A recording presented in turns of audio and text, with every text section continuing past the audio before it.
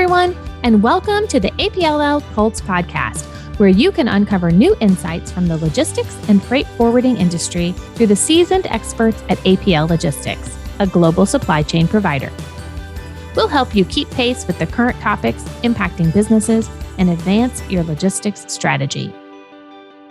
Well, hello, everyone. Today, we want to welcome Waldo Basilla to the podcast.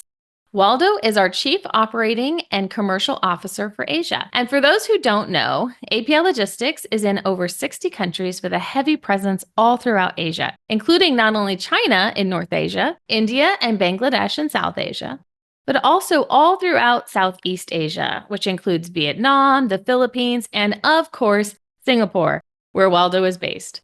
Waldo, thank you so much for joining us. Thank you very much, April. I'm glad to be here. Excited to be here. Well, Waldo has been in the supply chain industry for over 30 years and has a wealth of experience, which helps guide our company as we address the constant changing nature of the logistics industry. While there are so many topics we could cover with Waldo, today we are going to focus on our origin operations. So Waldo, to start us off, can you give a brief explanation of what origin operations consist of? Thank you, April. Good question. I'd like to give you a brief overview of how this thing started. A lot of manufacturing was done in the United States. In the mid-70s or the 80s, people have started to outsource manufacturing to Asia. See a lot of brands at that time partially going to Asia. As people started to grow their outsourcing and manufacturing to Asia, people have started to move more and more. What had happened in the past, people were shipping in LCL boxes, LCL, which means less than full container loads. Well, that resulted to a lot of cost or big buyers in the United States.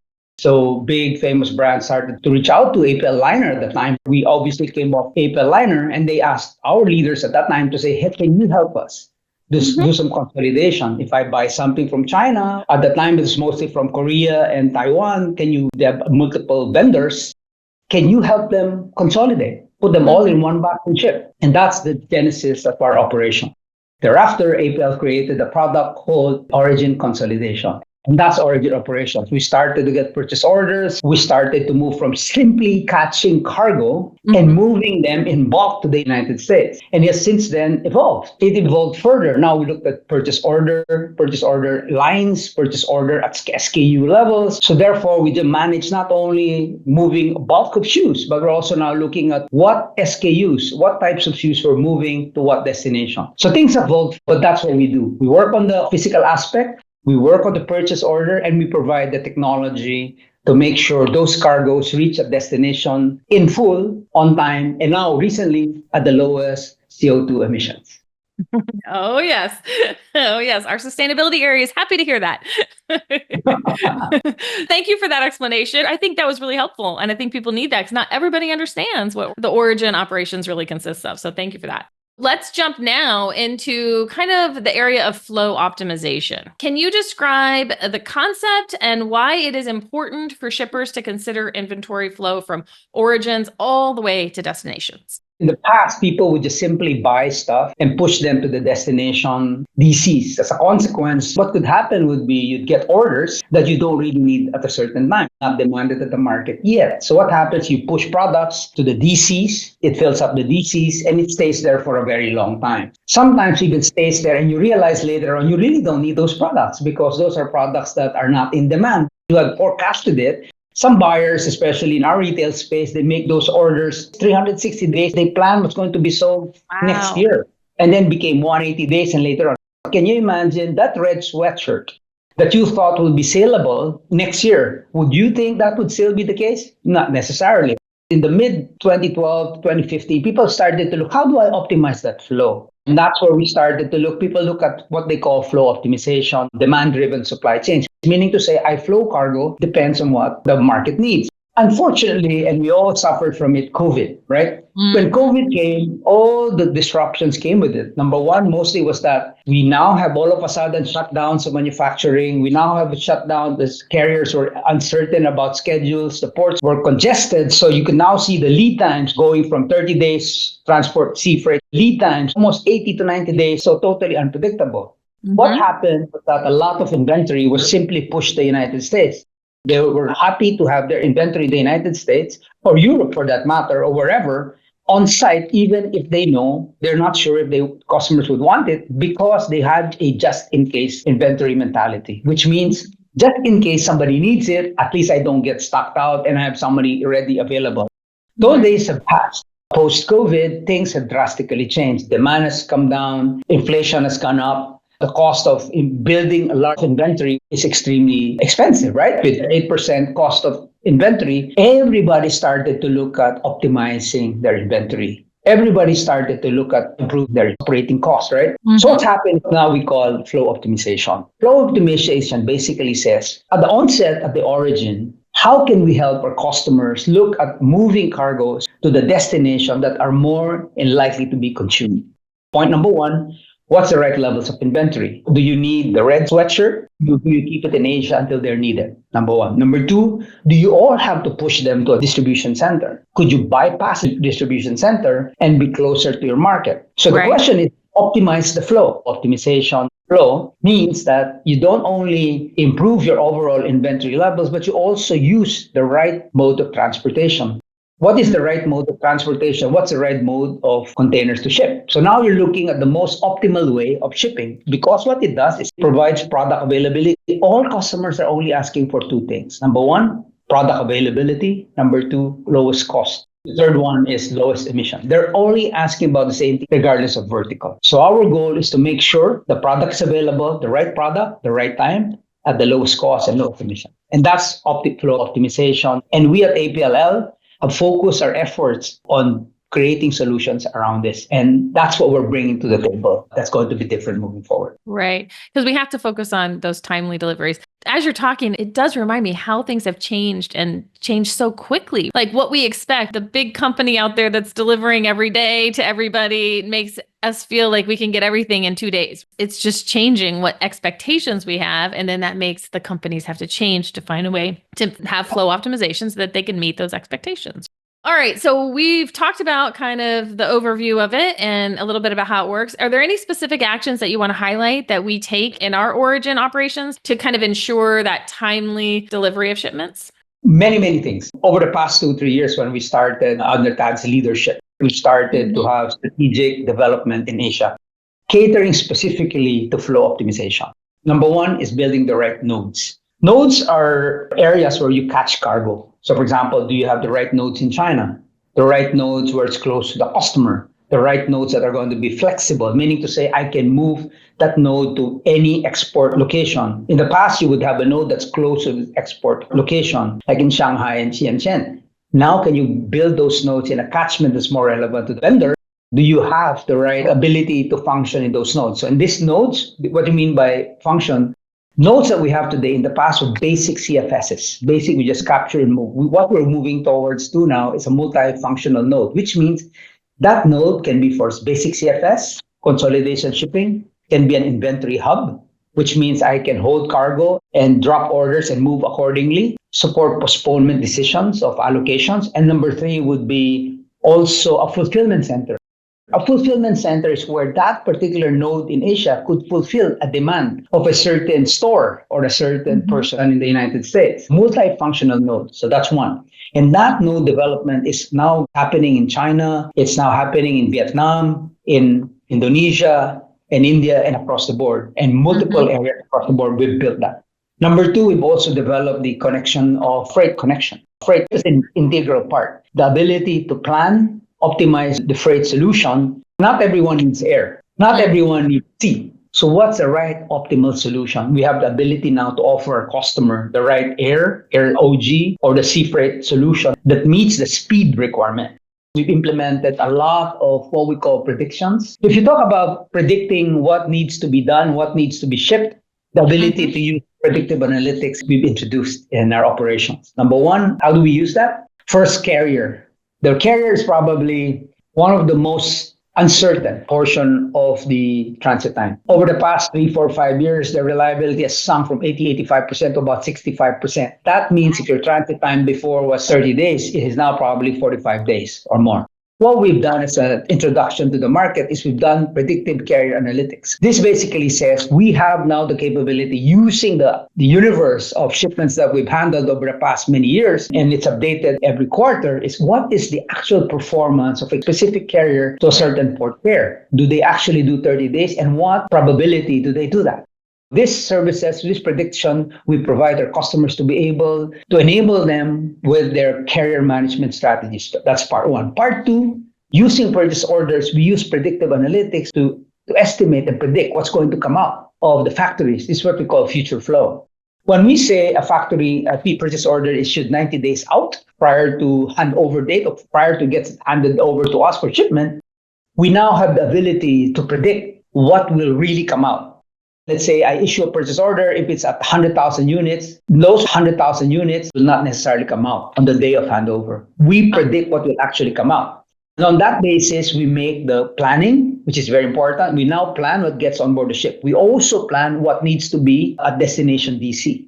Beyond the physical aspect of simply handling cargo, we're now planning the shipment to the in-DC or required dates at destination. What does it do? Flow optimization. If we plan that, we plan the carrier performance, we plan the future flow, and therefore we plan carrier booking. Before we get to carrier booking, we also plan support the nodes to create what's the best. We create decision stages. We allow our customers to make decision changes in allocation within the time they create the purchase order all the way it gets handed to us. What it does is what you call the postponement. We allow our customers to say, why don't you postpone that decision instead of shipping? If you thought 90 or 180 days out, the purchase order will be delivered to a certain destination. What if we allow you the capability to postpone that decision like 90 or 180 days later? If you bring decisions that are closer to reality, are more precise. We allow them to do that. We build nodes around that. We build technology around that. Our customers will reduce inventory and all that. The prediction of what comes out allows us to predict what is required of the vessel space. So when you book with carriers always provide our customers X number of TEUs as a commitment. But our ability to future predict what comes out with preciseness, in many of our customers, we have predicted the high level of preciseness, what comes out. That precise booking is now transferred to the carrier, and the carrier truly loves precise bookings. They hate it when you say, I'll book 100 and you only bring 50 because the space that is lost. So if you have a 90% accuracy to your booking, you get the space. So what it provides, accuracy, improves our booking. We're now integrated with carrier to our CBSM solution. We're now integrated with carrier. So we now see visibility from multiple milestones up to carrier booking. The last piece that we've recently added, you've heard of Order Pilot. Order Pilot is the tool that enables a lot of this, the planning part. It's a fantastic tool. We're probably one of the best in the market to deliver this. This allows people to plan, simulate flows. Right. In the period of disruptions, the ability to simulate flows. Let's say, for example, if all of a sudden there's a strike in LA and you want to reroute, you can simply use this tool to say, this is the best routing, which also provides you impact to cost and impact to lead time. It's amazing what we can do today at APL. Predictive analytics, simulation tools, and planning and nodes. I've been in this industry only about 8 years or so, something like that. And I think back to then, because I started with IT. And I think back to like when we were talking about how are we going to use this data? How are we going to use this to like help people? And now to see where it's come, it's just amazing. And the evolution of that and just how helpful that is for customers. They have things now that they would have dreamed of having 10, 20 years ago. That's pretty cool to be a part of that, be part of helping the customers be able to predict what's really going to happen. Save them the heartache of those bad decisions, you know? Right. Absolutely. And the good thing about what we've done in the past is not only the solutions and tools that we put in place, we've added fantastic people. You can't do all of this unless you have the brains or the energy or the enthusiasm of our people. And we have a lot of that in our organization today. I left the company for 3 years and I came back and I saw a lot of energy and enthusiasm. And I credit the leadership of this organization. Yeah, I totally agree with you. In fact, when you were talking, that's what kept going through my mind. It's like this combination of technology and people, because Right. you can't do it with just one side of that equation. You have to have both sides. That's what we bring to the table pretty well. So let's talk about technology since we're kind of going off into that area. So, how has technology and modernization really impacted our origin operations in Asian facilities? A lot. So I think I was also very excited when I came back because one of the things Stag told me when I came back, say, I would like to introduce automation in Asia. Mhm. Wow, yeah, sure. We love that. We've always wanted to do that. Over the past couple of years, we've done a few things. We've started an automation modernization program in Asia. Number one, we've implemented conveyor gantry cranes with scanners and dimensioning. In the past, what we did was manual. We would take cargo off the containers and put them away and load them onto containers. Now we have gantry cranes that unload them quickly from the containers. They're put away and set aside. So we can move them and scan them all at the same time. That improves productivity. And what's more important is data capture. We're now able to capture the cargo or inventory identification. You can identify the cartons and inventory as soon as possible. Number one. Number two, we also introduced what we call the dock scheduling systems. Now, in the past, trucks just came over. You would have long lines of trucks. They'll be waiting for, worst case, a day. It gets congested during Chinese New Year or in Indonesia, Eid or what they call Lebaran and all these other festivals in Asia or holidays. We now have the ability to link booking and appointments at the dock. So we minimize congestions, we align and do all of that. And we sequence that. Number three, we've introduced WMS. In the past, we had WMS, but not on a consistent basis. Our facilities now have WMS. Similarly, it captures information immediately. It allows us to get inventory visibility of what we have in the warehouse, what we have in terms of planning, which enables planning and eventually enables the creation of an ASN. We mentioned about the prediction, but we also now talked about visibility. We used to have a product called Data Guaranteed. We've now enhanced it.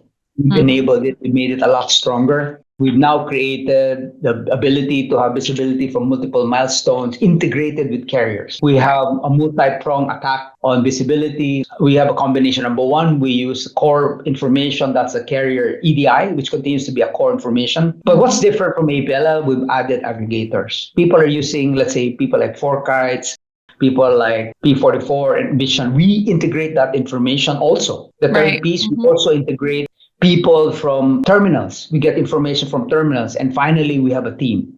We now have a team of people in our GBS centers in Manila that rationalize, normalize the information, make sure that the information is correct. That enables us to get precise information from multiple sources and give our customer the right visibility information, which I don't believe the aggregators. So that's a unique capability that we have today. And it highlights, again, the technology plus the people. It can't happen without them. Last question. I'm pick your brain one more time. One more question I have for you. So how has the deployment of electric vehicles, which I know we have out there, impacted the domestic distribution in Asia? The sustainability initiative in Asia is going really fast. And I think Eva James, she's moved to Asia last year and she's driven a lot of energy to that aspect. So there are two components of what we're trying to do. Number one is we've built a network. Part of the node development is building sustainable network. We now have 2 gold certified leads facility, high standard, one in Indonesia, which will be formally launched in April. We also have the Palwal facility in India, the first and only industrial LEED Gold certified facility in Palwal, India. Can you imagine that? We've also introduced EVs. We now have electric vehicles in Shanghai, in Yantian, and in India. We've also introduced electric vehicles in Manila. And we're going to further push that forward as an agenda. We're going to introduce more electric vehicles to move containers in Vietnam and Indonesia. As we speak, we've given the approval to acquire these electric vehicles. So that will be a major program for Asia. What it basically does is it helps our customer reduce their scope 3 emissions, and we're a big part of their scope 3 emissions. That's a big thing. Aside from helping our customers, it also helps the governments where we work in with their green initiatives in their countries and, of course, our global initiative. Well, thank you, Waldo. You're always such a wonderful source of information. I so appreciate you coming on the podcast with me and sharing this with everyone. Thank you very much, April. It was a fantastic session, and I truly hope we can do it again. Thank you for having me. Thank you. And we'll see you all next time on the Pulse Podcast. See you next time on the APLL Pulse Podcast. Thanks for joining us today. If you like what you heard, or if you have any questions about today's episode, reach out to us at global_marketing@apllogistics.com. Make sure to subscribe to us on your favorite podcast apps. You will also find us on LinkedIn or visit us at apllogistics.com. We'll see you next time on the APLL Pulse Podcast.